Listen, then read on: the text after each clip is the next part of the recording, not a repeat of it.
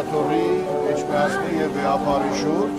և այսօրվա այս հոց ներկայությունը նաև նույնպես դրա դրսևորումն է, որ հավաքական ժողովրդի ազգի անհանգստության դրսևորումն է, քանի որ թիրախավորվում են մեր պետությունը, մեր եկեղեցին և մեր ինքնության կարևոր,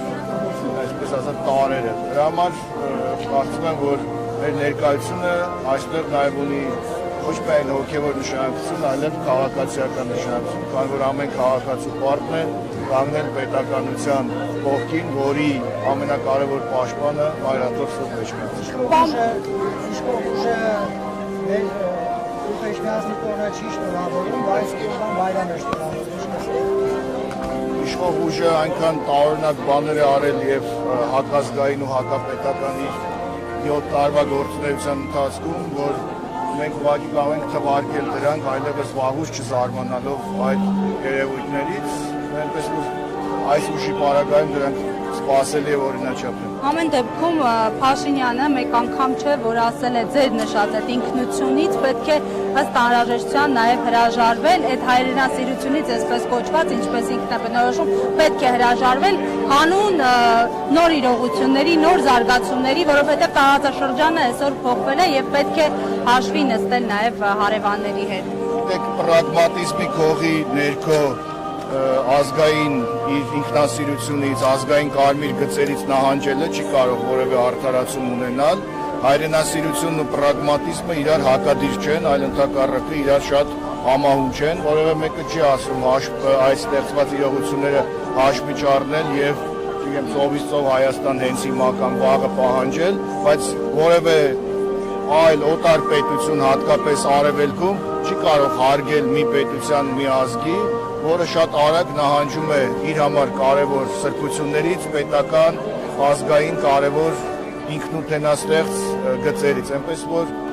այդ կեղծ պրագմատիզմի քարոզը կարծում եմ հերթական պոպուլիստական ոճն է այս իշխանությունների, որով փորձում են ապացուցել այն,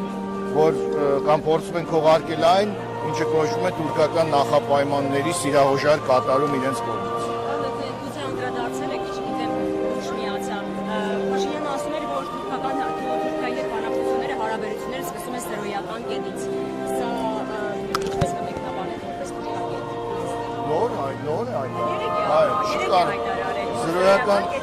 Ինքը կարող է տարբեր անգամներ հայտարարել է զրոյական կետից սկսել և տեսել ենք,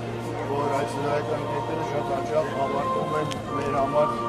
ողբերգություններով, կործանումներով։ Թուրքիան ինքը չի կարող սկսել զրոյական կետից, քանի որ թուրքական նախապայմանների հիմքը դրվել է 90-ականներին և իրենք շարունակում են, Էրդողանը շարունակում է այն, ինչ որ դրված է եղել 90-ականների սկզբից, այնպես որ Փաշինյանի հայտարարությունները հենց կտրված են աշխարհաքաղաքական և տարածաշրջանային կոնտեքստից և կտրված են Թուրքիայի արտաքին քաղաքական կարևոր այսպես ուղղություններից ու առաջնահերթություններից, քանի որ թուրքական պահանջները, որոնց մի մասը ինքը սիրահոժար կատարել է, անփոփոխ են սկսած 90-ականներից։ Ինքը իր զրոյական կետով երևի թե գտնվում է ընկալում ունի միայն իր և իր Ամեն դեպքում հայ համայնքի հետ իր հարց ու պատասխանի ընթացքում անդրադառնալով այդ մշտամնա պահանջներին թուրքական ասաց ինչ կա, որ ճանապարհ տանք, իրենք էլ օգտվեն, մենք էլ օգտվենք, թուրան եք ասում, խանգարում եք իրենց հանգիստը։ Նրանք ապացույցն են այն բանի, որ նա չի պատկերացնում աշխարհաքաղաքական իրողությունները եւ վտանգները, թուրան ասելը դա մոտ 100 տարվա, 150 տարվա թուրքական ծրագիր է եւ այդքան պրիմիտիվ գնահատական տալ, որ դա ընդամենը ճանապարհ է, ցույց է տալիս, որ տվյալ անձը կամ չի պատկերացնում, կամ փորձում է իր հերթական սպասվող զիջումը թողարկել այդպիսի պարզունակ գնահատականներով։ Թուրանը դա ոչ թե ճանապարհ է, այլ դա մի ամբողջ պրոյեկտ է, որի կոնտեքստում Հայաստան պետականություն չի կարող գոյություն ունենալ եւ այն պարզունակ ներկայացում, որ դե ուզում են ճանապարհ թող տանք, անցնեն եւ այլն, ախր իրենք ճանապարհ չեն ուզում։ Ու քանի անգամ հայտարարել ես, որ ճանապարհ պատրաստ ենք տալ, թուրքական եւ ադրբեջանական կողմը ասել է ոչ, մենք ուզում ենք կոնկրետ այս հատվածով չվերահսկվող միջանցք, իրենք ճանապարհ չէ, որ ուզում են, միջանցք են ուզում, իսկ միջանցքի գոյությունը դա ուղիղ համեմատական է Հայաստանի պետության գոյության հետ եւ հայ համայնքի հետ հանդիպման ժամանակ նաեւ մնացած այսպես հայտարարությունները, որ ես ինչ-որ պահանջներ չունեմ, սա Արևմտյան Հայաստանը չի, Թուրքիան եւ այլն, փորձում էր եւս մեկ անգամ իր այդ պրագմատիկ գործի